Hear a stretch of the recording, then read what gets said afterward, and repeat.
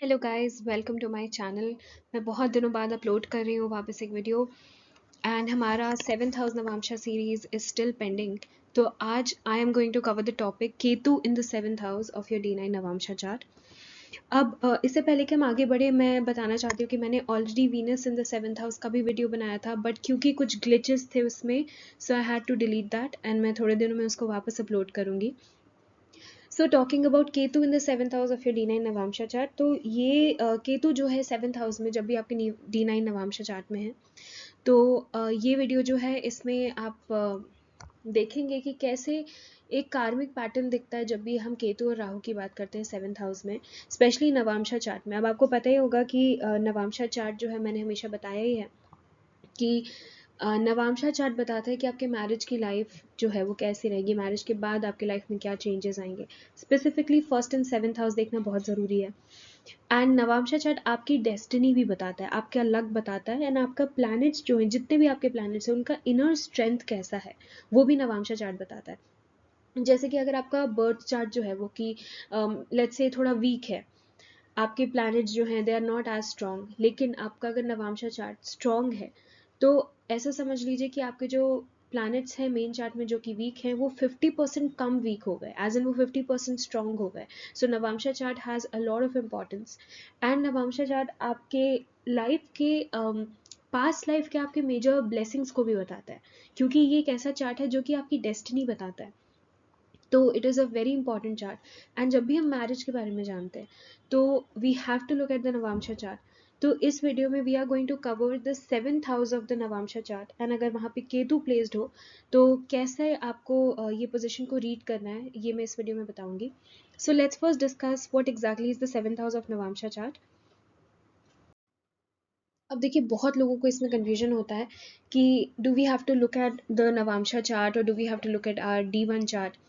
Important है कि आप अपने D1 चार्ट को भी देखिए, and you have to look at the navamsha chart after you have looked at your D1 chart. आपने अपना फर्स्ट हाउस और 7th हाउस देख लिया D1 चार्ट का, आपने अपने 7th हाउस के लॉर्ड को देख लिया, then you enter into the navamsha chart. देखिए, नवांशा जो है वो एक तरीके से बिहाइंड द सीन्स काम करता है। ओके, तो अगर आपकी मैरिज हो चुकी है तो आपके लिए नवांशा एक्सट्रीमली इंपॉर्टेंट है।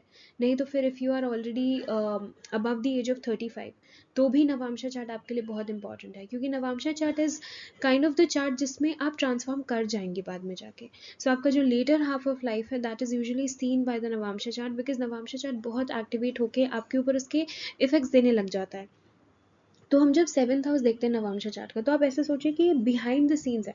यानी कि अगर कोई मैरिज है जो कि अच्छे से चल रही है और आपको देखने पे लगता है इनकी तो मैरिज भी हो गई आराम से, एग्जीक्यूशन भी हो गया मैरिज का, फैमिली में भी कोई दिक्कत नहीं आई, बट बिहाइंड द सीन्स क्या चल रहा है, विद इन क्लोज डोर्स या बिहाइंड क्लोज डोर्स, दोनों जो पार्टनर है वो एक दूसरे के साथ कैसे हैं, इस मैरिज का सबसे बड़ा प्रॉब्लम क्या है, या इस मैरिज का सबसे स्ट्रॉन्ग पॉइंट क्या है, ये सारी चीज़ें हमें नवांशा चार्ट से पता चलती है।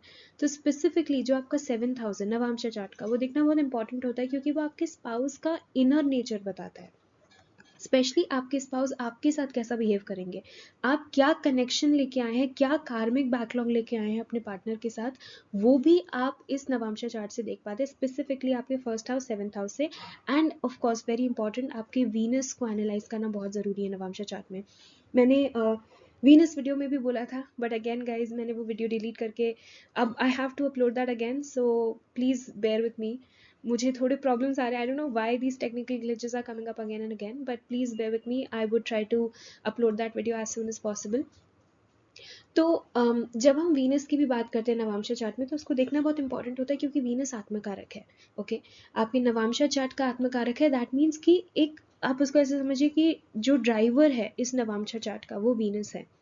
तो वीनस की कंडीशन, वीनस का पोजीशन, वीनस का हाउस पोजीशन, वीनस का साइन पोजीशन, उसके कंजंक्शंस एस्पेक्ट बहुत इंपॉर्टेंट होते हैं। अगर नवांशा चार्ट में वीनस स्ट्रॉन्ग है and it is in a good position, let's say Venus 2nd house में, वीनस 4th हाउस में, these are some of the good positions for Venus to be in, या Venus 9th house में, even 5th house में, all of these positions are very strong। तो ये सारी positions जो है ये दिखाती हैं कि आपका वीनस स्ट्रॉन्ग है।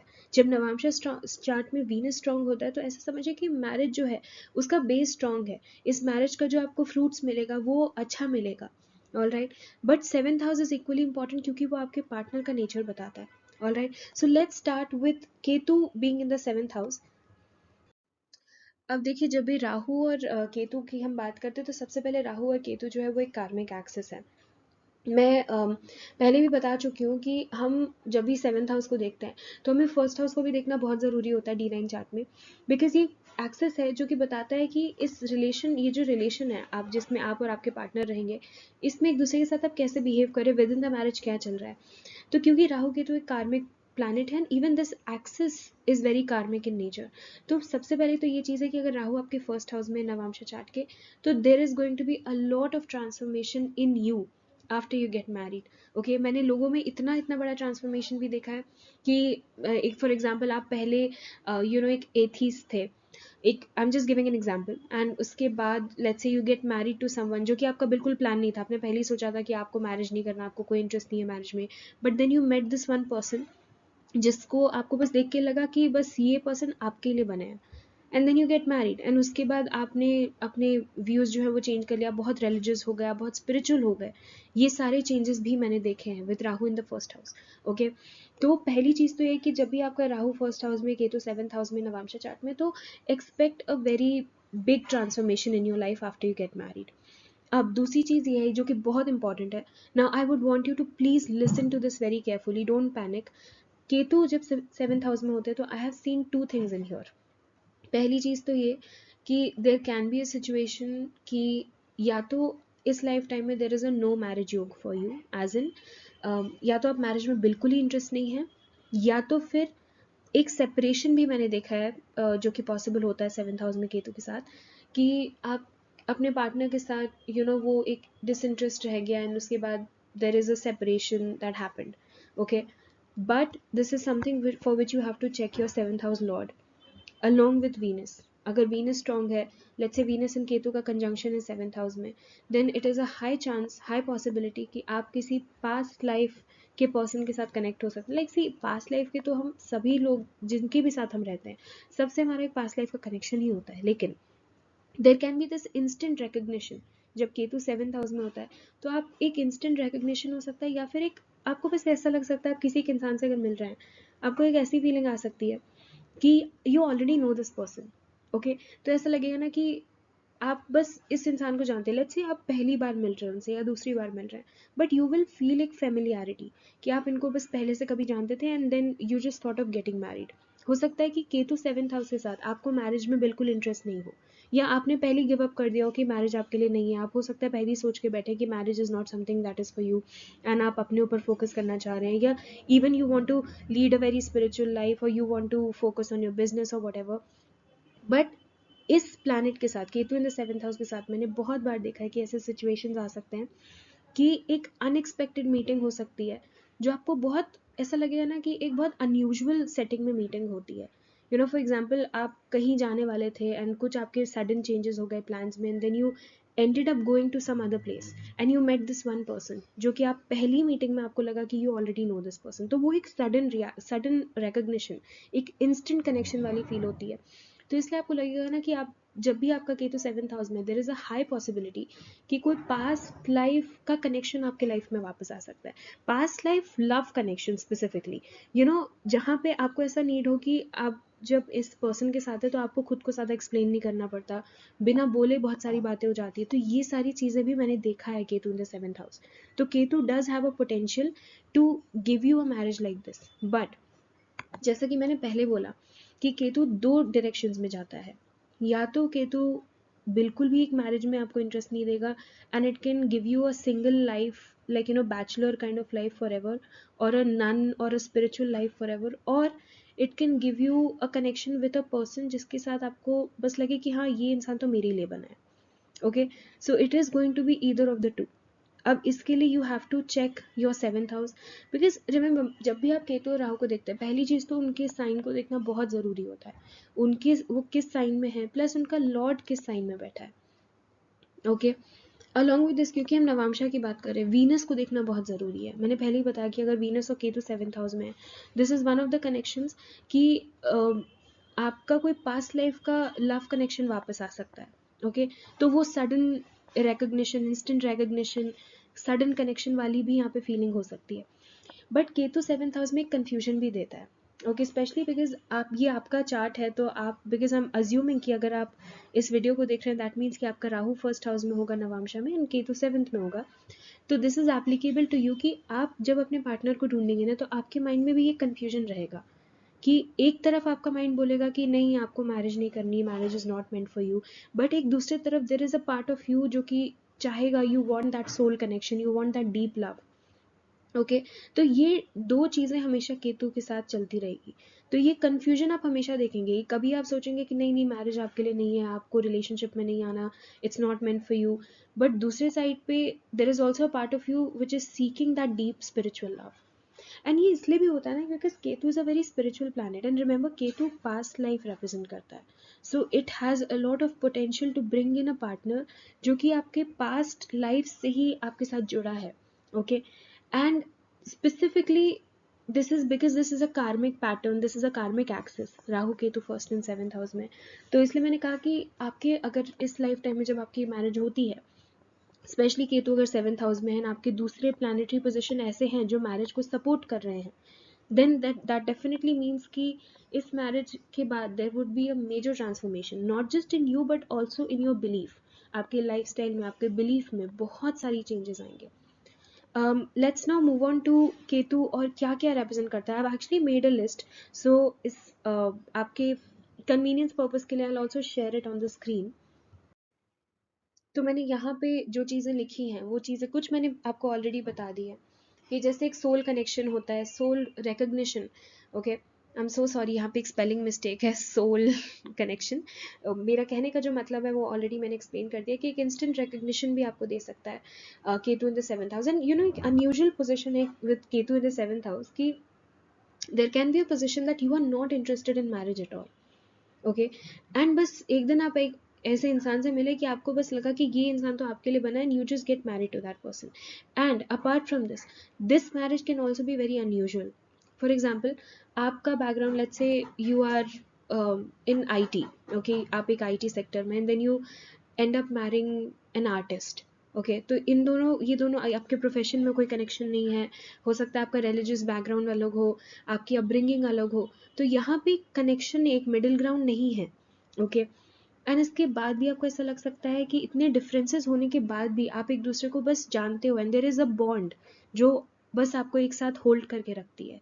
ये सारी चीजें भी मैंने देखी है with Ketu in the 7th house, okay, but as I said, please check your 7th house lord, okay, because ketu in the 7th house can also lead to detachment in marriage, okay, so ये भी एक possibility है कि आप marriage में interested नहीं हैं, and हो सकता है मैरिज, अगर लेट्स से आपकी मैरिज हो जाती है विद दिस पोजिशन ना, this is not a very romantic position, okay, Ketu 7th house में, तो Ketu is not the planet that you look for romance, तो यहाँ पे एक डिटैचमेंट हो सकता है, या फिजिकली भी मैंने देखा है कि आप अपने पार्टनर से दूर रह सकते हैं, okay, so there can B sudden travels in the marriage जहाँ पे आपको अपने पार्टनर से दूर रहना पड़े, एंड फिजिकल डिस्टेंस हो सकता है, कभी कभी एक इंटीमेसी में भी मैंने डिस्टेंस देखा है with Ketu in the 7th house. So this is why I said you have to check your 5th house, you have to check your Venus, you have to check your 1st house as well। आपकी Venus 1st house में है, 7th house में है, आपका 5th house का क्या condition है, ये सारी चीजें देखकर ही you will be able to understand the clear picture of Ketu in the 7th house। But yes, general prediction में Ketu in the 7th house can also be a very good position for anyone who wants to lead a spiritual life। अगर आपको इस life time में आपने सोच लिया कि marriage आपको नहीं करनी है, तो Ketu very well supports that. अगर आपको मैरिज नहीं करनी है, आपको एक मंक के जैसे जीना या एक सेंट या नन के जैसे जीना है, दैट ऑल्सो इज समथिंग जो कि केतु बिल्कुल सपोर्ट करता है। सो डिटैचमेंट या फिर नो मैरिज वाले पोजिशंस भी केतु सपोर्ट करते हैं, okay. And as I said, you can be disinterested in romantic relationships, तो इन जनरल भी आपको ऐसा लग सकता है ना कि आपको रोमांटिक रिलेशनशिप्स उतना सेटिस्फाई नहीं करते, क्योंकि एक वही होता है कि आप शायद, ये एक इनर कॉलिंग हो सकती है आपकी कि आपकी सोल जो है वो किसी एक पर्टिकुलर पर्सन को ढूंढ रही है, okay. And this is something which you will also feel, हो सकता है ये आप पब्लिकली नहीं बोलेंगे या you might not share this to anyone, but there is a high possibility कि you are searching for that one particular person, okay, जिससे आपका बस एक इंस्टेंट कनेक्शन हो जाए, एक बस ऐसा कनेक्शन हो जो कि आप फील कर पाए कि बहुत स्पिरिचुअल हो एंड बहुत डीप हो. But at the same time there is, because Ketu is also confusion. See remember, Ketu is confusion. Okay, Ketu, because Ketu is a headless body. जो हेड है वो राहु है. Ketu does not have a head. तो Ketu is a headless body, जिसको हम of course spirituality से भी relate करते हैं, बिकॉज जो हेड होता है that is the Rahu. Rahu head है जो कि मटेरियलिस्टिक है. Ketu is the body that is more spiritual. But Ketu also comes in with confusion. तो यहाँ पे ना जब केतु 7th हाउस में, तो मैंने ये चीजें भी देखी कि आप, ये कंफ्यूजन है आपके अंदर. आपको लगता है कि देर इज अ पर्सन जो हो सकता है आपके सामने नहीं हो, आपके प्रेजेंट लाइफ में नहीं हो, लेकिन आपको पता है कि उसकी सोल एग्जिस्ट करती है and you want to connect with that soul and you want to experience that spiritual love. Okay, तो एक soul level connection, spiritual love वाला कनेक्शन आप ढूंढते हैं. But at the same time Ketu क्योंकि कंफ्यूज्ड है, तो वो कंफ्यूजन आपको भी देता है. तो आपका एट द सेम टाइम, क्योंकि आप एक तरफ ये चीज ढूंढ रहे हैं, आप दूसरी तरफ इस चीज को बंद करके एक और चीज ढूंढते हैं, दैट इज डिटैचमेंट. तो एक आपका दूसरा पार्ट भी हो सकता है at the same time that you are just detached. Okay, तो आपको सोलमेट कनेक्शन चाहिए, आपको दैट सोल रिकग्निशन वाली चीज चाहिए. But at the same time you are also detached and you are not interested in romantic relationships. तो ये एक टसल है जो आपके अंदर चलती रहेगी. Okay, and with Ketu in the 7th house, the best solution is to go with your intuition, because Ketu आपके intuition को represent करता है. Okay, आपके spirituality को represent करता है. तो ऐसी चीजें जो आप सामने नहीं देख पा रहे हैं, okay, जो आपकी inner voice है, that will guide you the best when it comes to your marriage. Okay, and especially Ketu 7th house में, I would never recommend, please don't get married out of force. Okay, with Ketu in the 7th house, because Ketu always tells you to listen to your inner voice. And 7th house में the best thing that you can do with Ketu, कि जब आपको एक वो instant calling लगे, instant connection feel हो किसी के साथ, आप देखिएगा उसी time पे आपको लगेगा कि okay, you are ready to get married. Okay, तो that is also something जो होता है. अब मैंने पहले ही बता दिया कि एक इंस्टेंट रिकग्निशन होता है, इंस्टेंट अट्रैक्शन होता है पार्टनर के साथ, एंड एक डीप बॉन्ड भी है. Yes, so I have already said कि एक डीप बॉन्ड जो है, जिसमें ज़रूरी नहीं है कि हर चीज़ क्या होता है कि केतु जो है ना, as I said, it's a very detached planet. Okay, तो केतु जब भी 7th हाउस में है, तो आप कभी कभी एक ऐसे बॉन्ड को भी सर्च कर रहे हैं जहाँ पे आप फिजिकली इंटीमेट नहीं है या फिजिकली प्रेजेंट नहीं है, बट फिर भी आपका बॉन्ड इतना गहरा है कि आप बिना बोले, बिना किसी एक्सप्रेशन के, you can just read each other. तो there is also this inner desire कि you can just find that perfect partner जिससे आप बस एक डीप बॉन्ड से जुड़े हुए हैं. ओके, सो ये भी एक डिजायर है जो केतु देता है 7th हाउस में. अब एज आई ऑलरेडी सेड कि ये एक मैरिज जो है, ये एक अनयूजुअल मैरिज भी हो सकती है with a lot of differences, जिसमें हो सकता है आपको ऐसे कमेंट्स भी आए या लोग बाहर के भी इंटरफेरेंस आए कि आप लोग सेटल नहीं कर पाएंगे या आप एडजस्ट नहीं कर पाएंगे. But Ketu in the 7th house can give unusuality in the marriage, क्योंकि केतु और राहु, इवन दो केतु और राहु अलग अलग प्लैनेट्स हैं, केतु स्पिरिचुअलिटी रिप्रेजेंट करता है, राहु मटेरियलिज्म रिप्रेजेंट करता है, बट स्टिल बिकॉज ये दोनों ये कार्मिक एक्सिस है, तो कुछ ना कुछ डिफरेंसेस आते ही हैं. ओके, तो हो सकता है आपका बैकग्राउंड बहुत अलग हो, आपका सोचने का तरीका बहुत अलग हो, आपका लाइफस्टाइल बहुत अलग हो, लेकिन इस मैरिज में अगर मैरिज होती है with Ketu in the 7th house, then it can transform a lot. Okay, आपकी मैरिज से आपके लाइफ में बहुत सारे ट्रांसफॉर्मेशन आ सकते हैं. And you also have a shared life purpose. Okay, definitely बहुत डेफिनेटली आपके पार्टनर के आने से आपकी लाइफ का पर्पस जो है वो आपको बेहतर समझ आएगा. You will be able to understand your self better, because you have Rahu in the 1st house. So when your partner comes in, जो राहु है, आप कंप्लीटली खुद के ऊपर फोकस कर पाते हैं. Okay, so yes, that was about Ketu in the 7th house, guys. Let me know if you want to know anything else about Ketu in the 7th house. I'm so sorry मैं इतने दिनों से आपके comments भी check नहीं कर पा रही हूँ. I think I'll just maybe this weekend I'll go and check your comments. And I think next video में we'll talk about Saturn getting retrograde on I think 27th of July till 11th of December 2026. So this was about Ketu, guys. Let me know which sign your Ketu is placed in. And please check Jupiter, Venus and the sign of Ketu and आपका 7th house का lord where is exactly, where it is exactly placed. And of course, needless to say, you have to check your first and the seventh house, आपका first seventh axis, then you will be able to understand कि आपका केतु जो है वो किस तरीके से play out करेगा. बिकॉज प्लीज अंडरस्टैंड कि मैं जो भी चीज़ इस वीडियो में बताती हूँ, this is like a basic, okay, ये एक जेनेरिक है. ये जो भी चीज़ें, इसमें से कुछ चीज़ें आपके ऊपर 100% एप्लीकेबल होंगी, कुछ चीज़ें आपके ऊपर बिल्कुल एप्लीकेबल नहीं होंगी, बिकॉज ऑफ द रीजन कि I don't know which sign your Ketu is placed in, right. So you need to understand कि केतु जो है उसकी कंजंक्शंस एंड आपका सेवेंथ हाउस का पोजिशन या fifth house position, okay, first and seventh axis, you need to check all of these things and then final picture से हमें पता चलेगा कि is Ketu supporting a marriage situation for you, और is it showing a no marriage situation, और is it showing a connection with a past life lover. Okay, so please let me know where your ketu is placed in the comment section and I'll try to reply. And that's it guys, thank you for watching this video. I'll see you in my next one.